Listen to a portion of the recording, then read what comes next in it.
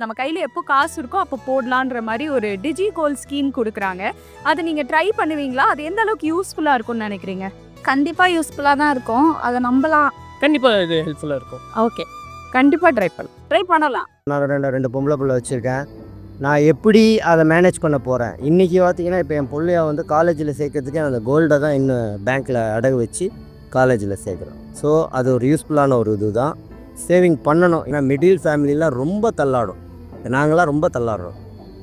எப்படியோ சமாளித்து face to face பார்க்குறோம், முடியல.